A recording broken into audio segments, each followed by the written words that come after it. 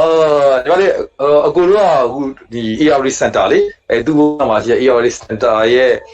ICU HTU မှာပါဝင်ပေါ့နော် volunteer တွေဝင်လုပ်ပေးနေကြတာပေါ့နော်ဒီကျန်းမာရေးဝန်ထမ်းတွေကိုကူပေးနေတာပေါ့အဲ့တော့ ICU HTU ကကြောင့်ငကိုကလေးကသူက viral load ကအများများပေါ့နော်ပိုးကောင်ကြီးအများများတဲ့နေရာပေါ့နော်အကုန်လုံးလည်း positive တွေလည်းဖြစ်နေတယ်လူနာကြီးကလည်းအခြေအနေဆူဆူလူနာကြီးလည်းဖြစ်နေတဲ့ခါကျတော့တနေ့မဟုတ်တနေ့တော့ကူးနိုင်တယ်ဆိုတာတိထားကြိုပြီးတော့တိထားပေါ့နော်ဘယ်တော့ပဲအကောက်ကွယ်မှုတွေလုပ်လို့ပေါ့ကူးနိုင်ကြတော့အများများတဲ့နေရာပေါ့အဲ့ဒါကိုကြိုတော့တိထားပါတယ်အဲ့တော့ကျတော့ဒီမှာအခုကူးသွားတဲ့ခါတော့ဖြစ်နိုင်ကြတာအကိုတို့ PPE ပေါ့ PPE လွတ်တော်တာလေးတွေပါတယ်အဲ့လိုနေရာမျိုးကဖြစ်နိုင်တယ်လို့ကိုတို့ယူဆတာပေါ့နော်အခုကျတော့ကိုတို့ PPE ချွတ်တဲ့အခန်းတွေပေါ့ PPE ဟိုတာဝပြီးတော့ချွတ်ပြီးဆိုရင်အဲ့အခန်းတွေမှာတကယ် PPE ဝတ်တဲ့စနစ်တကျတော့ချွတ်တာပေါ့နော်ဒါပေမဲ့ PPE ကနေပြီးတော့ဘေးနေရန်တွေပါဆင်သွားတဲ့ပိုးတွေပါရနောက်ဆုံးနှာခေါင်းနဲ့ပြန်ဝင်သွားတာတို့ပါအဲ့လိုမျိုးတွေမှာကူးနိုင်တာပေါ့နော်ကိုတို့ဖြစ်နိုင်ကြအများဆုံးတော့က PPE နည်းနည်းဟာသွားတယ်လို့ယူဆရတာပေါ့နော်ဒါတော့အကိုတို့ဆိုရင်အခုဆိုရင်လည်းဒီ ICU ရဲ့ရောက်တာတလမပြည့်သေးဘူးအဲ့မတိုင်ခင်တော့ကျတော့ဟိုဒီ subsit တဲ့နေရာမှာနေလေอ่ะဒီ ICU ရောက်တော့တလမပြည့်တဲ့အချိန်မှာကူးသွားတယ်ကူးသွားအဲ့တော့အကိုတို့ခန်းဆိုရင် volunteer 9ယောက်နေရပါ9ယောက်မှာ6ယောက်ကူးခံလိုက်ရတယ်ပထမအကိုရဲ့ခြေရင်ကညီလေးတယောက် positive ဖြစ်သွားတယ် positive ဖြစ်သွားတဲ့အခါကျတော့ဟိုနောက်ရက်ဒီမှာကိုရိုဆီယာလူတွေကအခုခန်းထဲကညီလေးတွေတချို့ကခြားချက်တွေဖြစ်လာကြမထူတော့စုကိုသွားစစ်လိုက်ကြစစ်ကြည့်လိုက်တဲ့အချိန်မှာစုစုပေါင်း6ယောက် positive ဖြစ်သွားတယ်အဲ့ခါကျတော့ percentage ကအများများတယ်ဗောနော်များတဲ့အခါကျတော့အခုလောလောဆယ်ရှိသမျှ volunteer တွေအားလုံးကိုစစ်ဖို့လုပ်နေပြီဟောဆိုတယောက်ကူစတိုက်ကူအဲ့လိုဖြစ်ကြတာဟုတ်အဲ့ဒီပထမဆုံးတွေ့တဲ့တယောက်ကတော့သူကအဲ့လိုဖြားလို့ဆိုပြီးတော့သူ့ကိုတတ်တတ်လေးခွဲထားလိုက်တယ်3ရက်လောက်ခွဲထားပြီးတော့သူ့လူရမယ်တော့စစ်လိုက်ပါစစ်လိုက်တဲ့အချိန်မှာသူက positive ဖြစ်သွားတယ်အဲ့ဒီအချိန်မှာကျန်တဲ့လူတွေကဘာလက္ခဏာမှမပြသေးဘူးအဲ့တော့သူကပထမဆုံးတယောက်တော့မဟုတ်ဘူးအခုလိုမတိုင်ငယ်လုံးခဲ့3သက်လောက်က2ယောက် positive တစ်ခါဖြစ်ဖူးတယ်အဲ့2ယောက်ကို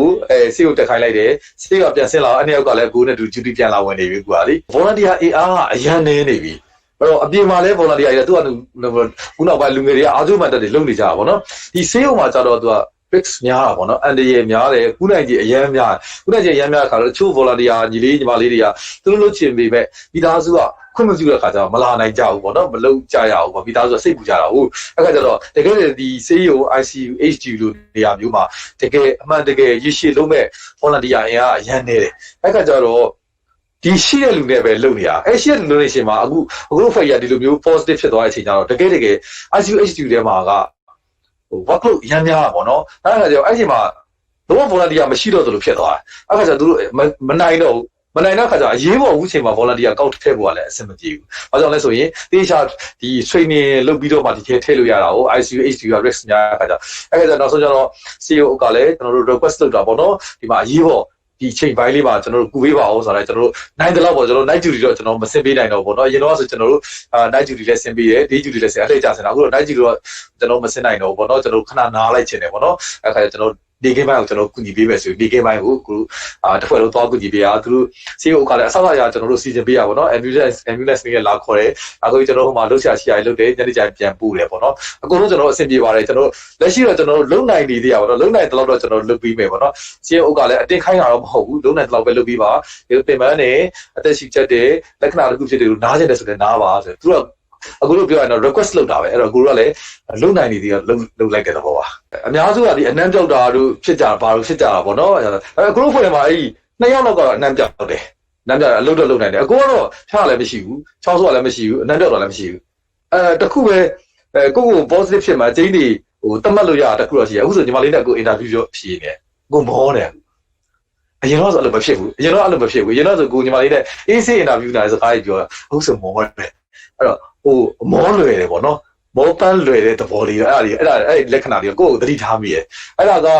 အခုမစစ်ခင်2ရက်3ရက်မှာတည်းကကိုယ့်ကိုသတိထားမိရဲ့အခုအရင်တော့ဆိုကို PPE ကိုအနည်းဆုံး4နာရီလောက်ဝတ်ကြတာပေါ့နော်အေးစီဒီ2ရက်လောက်မှာကိုသတိထားမိရတနာရီ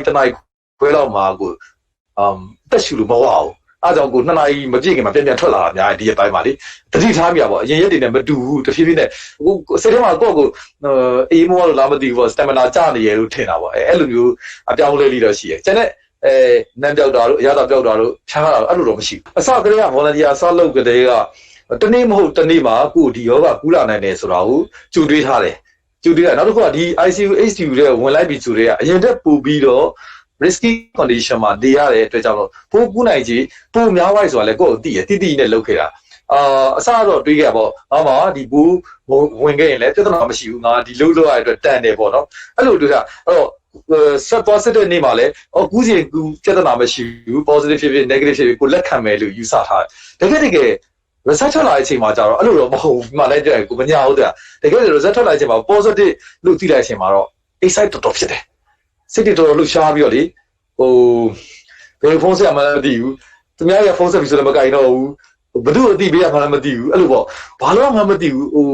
းကြောင်ကရန်သဘောမျိုးတွေဖြစ်ဒါတကယ်ပါတကယ်အဲ့ချိန်မှာ excite ဖြစ်တာအမှန်ပဲလုံးဝစိတ်မလှုပ်ရှားဘူးဆိုရင်တော့အခုညာကြမှာပဲတကယ်စိတ်လှုပ်ရှားပြီးတော့ဆိုတော့အခုဘာမှမလုပ်တော့ဘဲနဲ့ Facebook မှာကို status လေးတင်လိုက်တယ်ကို positive ဖြစ်သွားတယ်ဆိုတော့အဲ့ဒါပြီးတော့ကိုဖုန်းကလည်း battery down ကတော့ပဲဖြစ်သွားပါတော့လုံးဝဖုန်းပိတ်သွားတယ်ဖြစ်သွားခါကျအဲ့လိုလေးပဲကိုယ့်ကိုယ်လေးပဲ relax ဖြစ်အောင်နေရစိတ်ပူတာလေးရှိတာပေါ့နော်အဲ့ဒီပြင်တကယ်ဖြစ်လာတဲ့အချိန်မှာလည်းအကူပါဝဲအကူနဲ့အတူတူဒီညီကိုတွေဒီလိုဖြစ်သွားခါကျတော့ဒီ COVID ရဲ့သဘောကညီမလေးရဲ့silent hypoxia လို့ခေါ်တယ်silent hypoxia ဆိုတာလူရတာဘာမှမဖြစ်တာတကယ်အောက်ဆီဂျင်ကကျသွားရုပ်ရည်အောက်ဆီဂျင်ထိုးကြပြီးတော့ပြစ်လဲကျသွားနိုင်တယ်အဲ့အတွက်လေးတော့စိတ်ပူတော့အဲ့တော့ဒီဖွဲ့ထဲမှာဆိုရင်ဆရာဝန်ကကိုတယောက်ပဲပါတယ်အဲ့ခါကျတော့တန်တဲ့ညီလေးတွေကိုတော့အခုကအဲ့အလေးပေါ့ပညာပေးလေးသူတို့ကခွန်အားရှိနေကြလုံးမယ်ဆိုတော့ဒါပေမဲ့သူတို့ပြောရဲအထိတ်ကိုနဲ့လောက်ရမယ်ညီလေးတို့ကိုကလုံးနိုင်တယ်ဆိုပြီးလုံးလို့မရဘူးအောက်ဆီဂျင်လေးတော့ပုံမှန်လေးတော့တိုင်းပေးရမယ်နိုင်တယ်လို့ပဲလို့အရင်အမောမခံနဲ့သူတို့တော့ကိုကဖေးကနေထိန်းပြရပါတော့သူတို့ကတော့ငယ်ကြီးဆိုတော့တက်ကြွနေကြပါတော့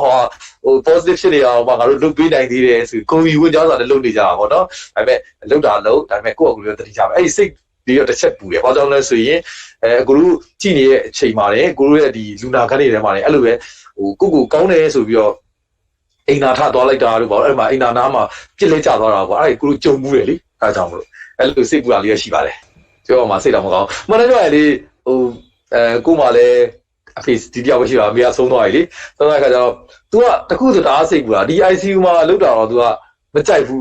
तू သိမှာဆိုလို့ကျွန်တော် ICU ရောက်ပြီး2ရက်ကြာမှ तू ပြောလိုက်တာအဲကျတော့တကယ်ဖြစ်သွားတဲ့အချိန်မှာ तू တအားစိတ်ပူနေဆိုတော့သိရအဲ့ခါကျတော့ကျွန်တော်ပထမဦးဆုံးတော့ positive ထွက်တဲ့ချိန်တော့ဖေဖေကိုကြူပြောလိုက်တယ်ဖေဖေဘာမှလည်းစိတ်မပူနဲ့နော်ကျွန်တော် positive ဖြစ်သွားပြီဒါတော့ positive ဖြစ်သွားပြီ तू ချက်တအားစိတ်ပူတာမပူပါနဲ့အေးဘာမှမဖြစ်ဘူးသူအဲ့လိုပြောကြဘာမှမရှိဘူးအေးစိတ်ချတော့ချနေတော့ဘာမှမရှိဘူးအဲ့လိုတေချာတော့မှားတယ်ဒါပေမဲ့သူစိတ်ပူနေမှာတေချာတယ်အဲ့တော့သူတို့ messenger ကနေပြီးတော့ဘာမှစိတ်မပူနဲ့ဘာသာတေချာနေ့တိုင်းတော့လှမ်းပြောတာပေါ့နော်အဲ့တော့တကယ်ချင်းတွေကိုလည်းဖြစ်နိုင်တော့အဖေပဲအားပေးလိုက်ပါသူကဒါစိတ်ပူနေမှာလေအဲ့ဒါကြတော့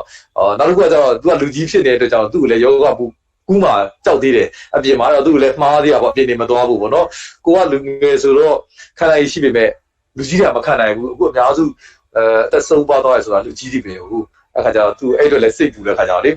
တကယ်ချင်းတွေကိုလည်းအပ်ထားတာပေါ့နော်သူတို့ပဲဖုန်းဆက်ပြီးတော့သတင်းပေးပေါ့အဖေကပြောထားတယ်လုံးဝစိတ်မပူပါနဲ့သူတေချာပြောတော့ဖေဖေကလည်းမဆက်ရှာပါဘူးအဲ့ပဲသူ messenger ကနေတာကြီးနေကောင်းရင်လားပွင့်လည်းပြောကိုကလူကြီးကိုအဖေကိုစိတ်ပူတာအဲ့ပဲ तू ကကိုယ်ပိုစိတ်ပူနေတယ်ချိန်လို့ကလေးတယောက်လိုပဲလှမ်းပြီးတော့ messenger လေးစကားလေးလှမ်းပြောပြီးတော့စိတ်မပူပါနဲ့သူတေချာမှားထားတယ်မပူပါဘူးကိုလည်းသိတယ်အခုကလည်း strong fit တယ်ဒီအောင်ကို AC ဖြတ်ကျော်နိုင်မယ်ဆိုတော့ကိုယုတ်ကြည်။ဘုံလည်းပြောလိုက်ကို status တွေတင်မှုပါတယ်။ဒီနေ့ကိုညပိုင်းလေးကိုထမင်းလေးကျွေးခဲ့တယ်အစာလေးကျွေးလိုက်တယ်။ကိုကကျွေးရတဲ့ကုသိုလ်လည်းရတယ်စိတ်လည်းချမ်းသာသူတို့ကိုယ်တိုင်လည်း afford ရောက်ဆိုကျွန်တော်တို့ဘာပြောလဲဆိုရင်တားလေးရဲ့ကျေးဇူးတင်လိုက်တာတားလေးကျွေးလို့တားလေးတို့ကျွေးလို့အဖွာတက်ရှင်ဟာနေမဆိုငါပြီးတေးမှာဆိုသူတို့ကကိုယ်ကျေးဇူးကိုစိတ်လည်းမကောင်းဘူးမြေလေးဝဲနေအဖွာတက်ရှင်နေတာဘာလဲအဖွာတက်ရှင်လေးအကောင်းကျန်တိုင်းတို့ကိုလိုပေးမယ်အစားတော့လည်းကျွေးမယ်ဆိုဝမ်းသာရတယ်ပေါ့အဖွာတော့နောက်နေ့ကျရင်ဆေးကိုဆေးရမှာပဲပေါ့အဲ့လိုတွတ်ထားနောက်နေ့မနေ့ကဂျူတီပြောင်းတဲ့အချိန်မှာအဖွာဆုံးသွားပြီအဲ့လိုမျိုးပေါ့ဘာလို့လဲဆိုတော့ဒီကိုဗစ်ရဲ့သဘောကသူကခုနပြော honeymoon hypoxia လို့လည်းခေါ်တယ်silent hypoxia လို့လည်းခေါ်တယ်သူကဘာလို့လက္ခဏာမပြဘူးသူအောက်ဆီဂျင်ကျနေအောင်မပြဘဲနဲ့သူကကောင်းနေတာသူကကောင်းတဲ့ခါကျသူ့ကိုသူကောင်းတယ်ထင်နေကြတကယ်အောက်ဆီဂျင်တွေက